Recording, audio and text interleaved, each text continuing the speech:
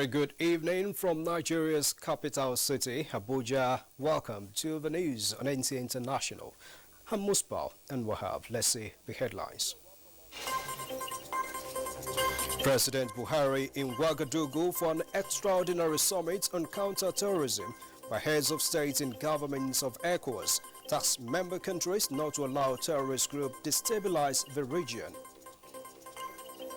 USAID promises to train more NEMA staff on disaster management. World leaders, including Vice President Osinbajo, pay tribute to former Zimbabwean President Robert Mugabe as he begins final homeward journey.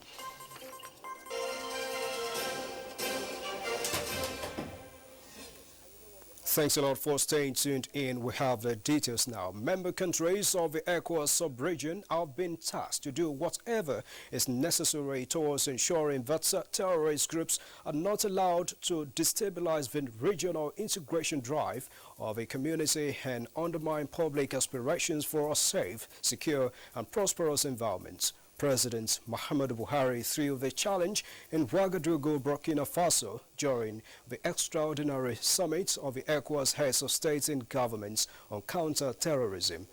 We'll bring you the details of these important resolutions of the summit in our subsequent bulletins. In line with the federal government's commitment to providing prompt emergency response to fire disaster across the country, the Controller General of the Fire Service, Liman Ibrahim, has presented two firefighting trucks to the government of Imo State. Doyin Dia reports that the presentation also marks the official inauguration of Zone J, Zonal Center covering Imo and Abia States. We were watching ball, all of a sudden, fire started, from one of the rooms. They did everything for them to quench the light. From that room, we enter another room. So I was surprised, almost 1 hour. No fire service, we didn't see them. I don't think we have a working fire department, I don't think so. Some indigenes of Imo State there sharing their experiences. That narrative is changing as the federal government, in line with its objective of safeguarding lives and property of Nigerians, is expanding its response mechanism for emergency situations across the country. That will help to reduce the response time in Imo State in case we have any fire emergency.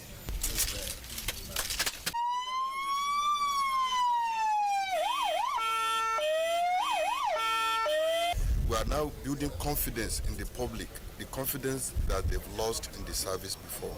Two, each and every Nigerian should get the telephone number of the nearest fire station to where he or she resides, because that will improve our time of response. The government of General Muhammad Buhari, the President of Federal Republic of Nigeria, has done so well. In a related development, the chairman of the Imo State Council of Traditional Rulers, His Majesty Eze Samuel Agunwa, called on Nigerians to take ownership of the facility and support the fire service to achieve the aims and objective of the federal government. This was at a reception to welcome the Controller General and his entourage to the palace. Make sure that they are well maintained, that they are well supported, and that the staff, of course, that are posted to them are well taken care of. The team is also expected to visit Ondo and Delta State in continuation of the distribution. Dia, NTA News. The United States Agency for International Development, USAID, says it will continue to train more NEMA staff on disaster management even as the 2019 floods ravaged 26 out of the 30 states predicted to experience high risk of flooding. USAID Senior Humanitarian Advisor Charles Wanjue said this when he paid a visit to the Director General of NEMA in his office. Ilyasu Ali Yakubu reports. The United States Agency for International Development, USAID, has been executing programs in Nigeria that provide relief to victims of disaster, insecurity and other related crises. The agency has been building capacities of NEMA officials to equip them to respond promptly to disaster, which stakeholders say this has contributed to the successes recorded by NEMA in responding to disaster. This visit by the USAID delegation to NEMA was to further consolidate on the training for effective response.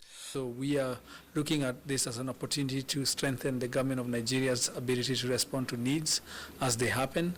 We have been very happy of the relationship in the last 3 years I've been involved in this project, and we're looking forward to the future where we can see NEMA independently doing that without requiring international support. Director General, National Emergency Management Agency, NEMA, Mustafa Mehadja said the agency has benefited immensely from the USAID. Today we also discuss about establishing the National Emergency Operations Centers. We discuss other important relationships or other activities that will aid or assist Nigeria in the development of emergency response schemes and systems. The proposed training is coming at a time when the National Emergency Management Agency, NEMA, is working hard to mitigate the effects of floods across the country. In Abuja, Ilyasu Aliyakubu, NTA News. Ilyasu Aliyakubu is reporting from somewhere else that Yobe State government has appealed to the World Bank to extend its portfolio programs currently taking place in the state, which has significantly assisted in improving the living conditions of the people affected by Boko Haram attacks. The state's governor, Mai Malabuni, made the appeal when he received the World Bank country director, Rashid bin Masoud, at the governor's lodge in Abuja. Yobe State is one of the 3 major states in the northeast adversely affected by Boko Haram attacks that rendered the people homeless and other infrastructure destroyed.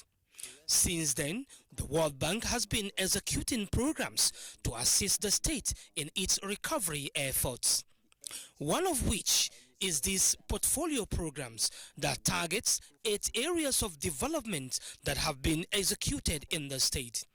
This meeting between the state government and the World Bank provided the platform for the state to appreciate the World Bank's gesture of making life more meaningful to the people and appeal for its extension. But we want the World Bank to assist us in the areas of education, agriculture and health to actually complement the ongoing effort of building the states. This meeting is one of the many meetings with the international donor agencies and the state government, all in a bid to achieve security recovery of the state and improve the living conditions of the people.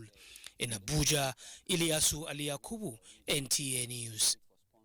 Now, guaranteeing unlimited access to justice by the downtrodden Nigerians is one of the objectives of the Legal Aid Council of Nigeria. It is to address the challenges that a 2-day management retreat tagged Repositioning Legal Aid Council of Nigeria for Better Service Delivery took the center stage in Lokoja, Kogi State. Charles Alpha reports that the Attorney General of the Federation and Minister of Justice, Abubakar Malami, promised that all impediments to access to justice by ordinary Nigerians will be addressed. Established in 1970 and repealed in 2011, the Nigeria Legal Aid Council is mandated to handle both criminal and civil matters, which at the moment has in no small measure enabled coverage of substantial ground in the administration of justice in Nigeria. Part of that mandate is to guarantee free legal services to the vulnerable and poor Nigerians who cannot afford the high cost of justice.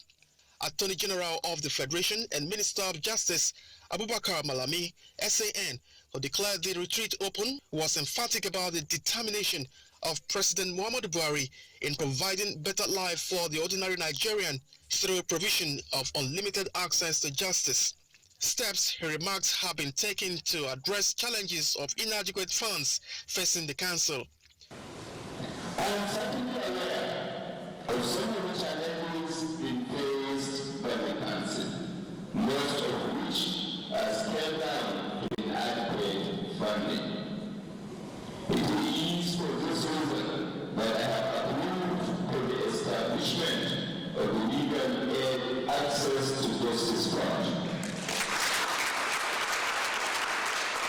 Director General Legal Aid Council of Nigeria, Aliyu Abubakar, was of the opinion that despite the challenges, the council, along with critical stakeholders, have achieved success under the enabling law.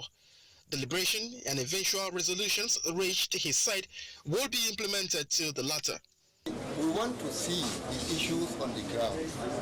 We want to formulate those issues, and when we have them, we believe that we can move forward the council with their 100% support. Chief Judge of Kogi State, Justice Nasir Hajana, the Attorney General of the state, Controller of Correctional Services, and Commissioner of Police all pledged their support and open door policy in helping the legal council perform its duties.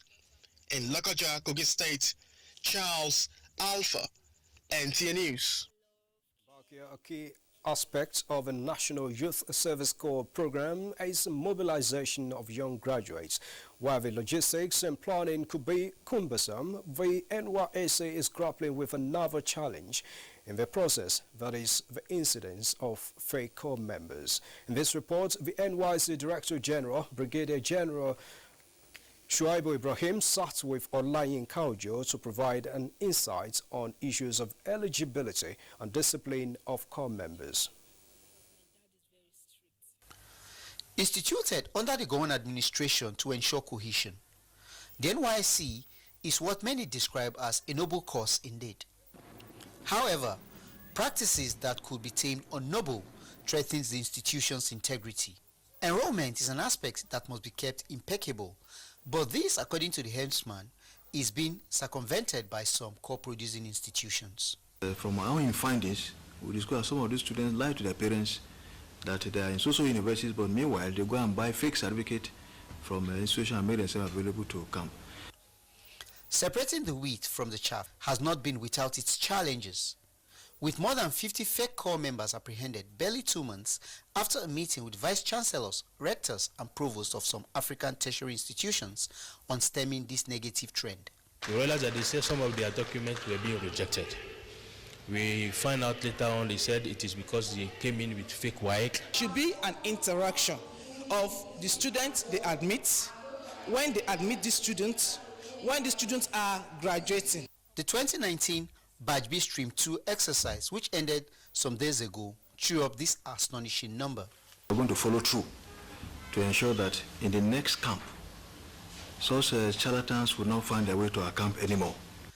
The NYSC administration says it needs cooperation to tackle this challenge and the growing incidence of unauthorized travels by corps members, which may lead to unfortunate outcomes. As the NYSC moves closer to half a century of promoting the noble cause of national unity and cohesion, the helmsman says today's corps members must epitomize discipline, both in conduct and dressing. Olayin Kaujo, NTA News. The Arewa Consultative Forum, ACF, has commended the Northern States Governors Forum for adopting federal government's National Livestock Transformation Plan. The forum, in a statement by its National Publicity Secretary, Mohammed Ibrahim Bill, appealed to the federal government to ensure that states willing to participate in the program are given maximum encouragement. The forum suggested that the support should be in areas of funding and provision of infrastructure that will boost livestock production and provision of employment opportunities within the livestock value chain. The forum therefore applauds what it described as laudable and courageous decision by Northern States Governors Forum, stating that the initiative will go a long way in not only improving the livestock production, but will also ensure peaceful coexistence among herders and farmers, especially in the northern states. The Northern States Governors Forum, in its emergency meeting held in Kaduna on 12 September 2019, agreed to adopt the National Livestock Transformation Plan. The plan was earlier commissioned by the National Economic Council, NEC, under the chairmanship of the Vice President. This is the news on NTA International. Time for a short break. More news afterwards. Hey, you! And are you how they talk to? I sabi you now. It's in your mind, Abi. The person with them go help us. Babatoro Sanshangalo, Ogalekuva, Mr. Sabi. And you know if you carry last for this one. A spear into the top corner.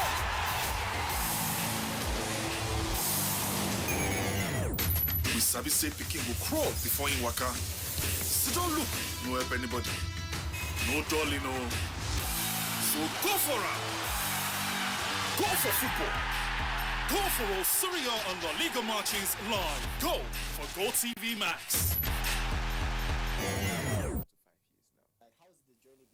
Thanks a lot for staying tuned in to the news on NTA International. The presidency has reacted to what it described as a twisted story with malicious intent published on Saturday Punch of September 14, 2019, with the front page headline reading, Tribunal Buhari retracts, confesses he was under tension. A statement by the special advisor to the president on media and publicity, Femi Adesina, said the story is misleading as it did not reflect the true position.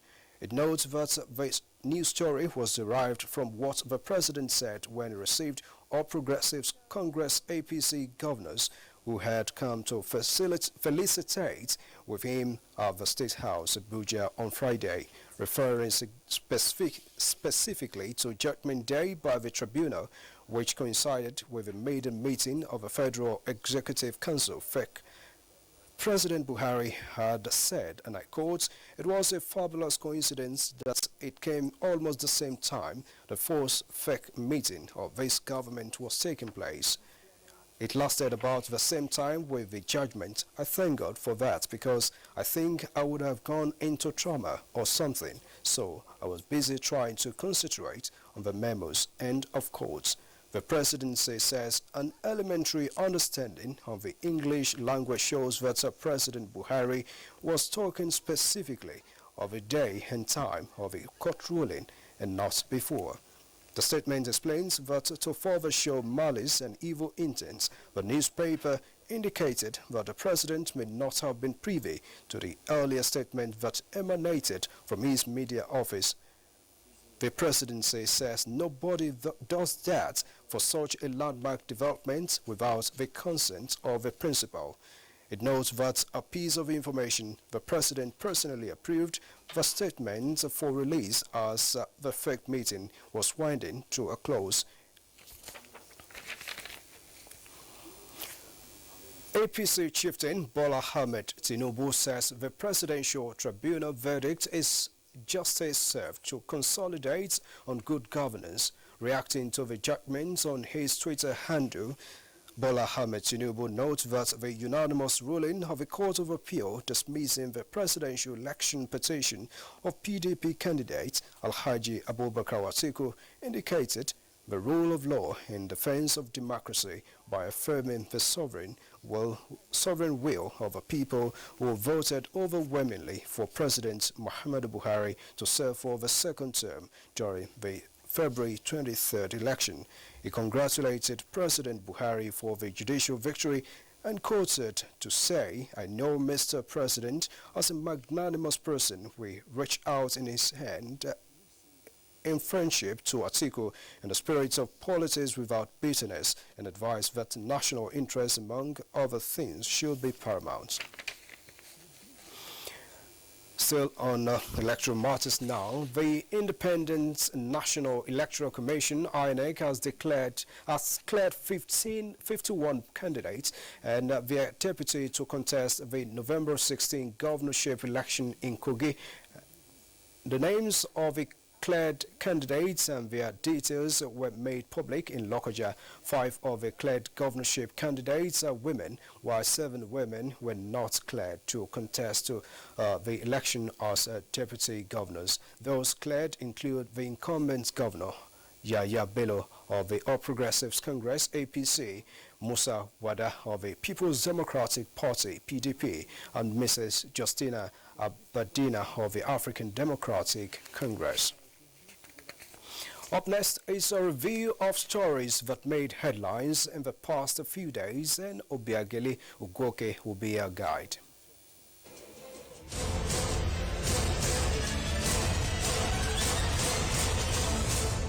Hello and a warm welcome to the Week in Review. The Presidential Election Petition Tribunal dismissed the petition filed by Atiku Abubakar and the People's Democratic Party (PDP) challenging February 23rd election of President Muhammadu Buhari. The five-man panel, headed by Justice Muhammad Garuba, in a unanimous judgment resolved all issues in favor of President Buhari, the All Progressives Congress (APC) and the Independent National Electoral Commission (INEC). During the week under review, the Federal Executive Council approved the medium-term expenditure framework and fiscal strategy paper for the year 2020 to 2022. The document projects 10.07 trillion naira as budget size for the 2020 fiscal year. The Minister of Finance, Budget and National Planning, Zainab Ahmed, announced this after the maiden meeting of the Council. We informed you that President Muhammadu Buhari said the federal government has no intention whatsoever to inflict additional hardship on Nigerians as it implements the next level agenda for sustainable future of the country. He said this when he received in audience the newly elected executive members of the Trade Union Congress of Nigeria. The President restated commitment to paying the new minimum wage as well as lifting millions of Nigeria out of poverty. We secured the nation's territorial integrity and continue to protect the lives and properties of our citizens. We introduced various economic stimulus packages that support businesses and traders at all levels. We also informed you that 187 Nigerians voluntarily returned to Nigeria following series of attacks on other African nationals in South Africa. The returnees were in high spirits to tap into life-changing initiatives of the federal government in repositioning their livelihoods. Vice President Yemi Osinbajo said during the week under review that the federal government will continue to collaborate with state governments in fighting the menace of insurgency, banditry, and all forms of criminal tendencies for the overall growth and development of the nation. This was while the Vice President inaugurated petrol vehicles and motorcycles procured by Adamawa State Government for security agencies in the state. You also heard that Northern State Governors Forum formally adopted the National Livestock Transformation Plan with a resolution to implement the entire roadmap of the plan in all member states. Chairman of the forum, Simon Bako Lalong, disclosed this after an emergency meeting of the forum in Kaduna. And that's the package. Thanks for watching.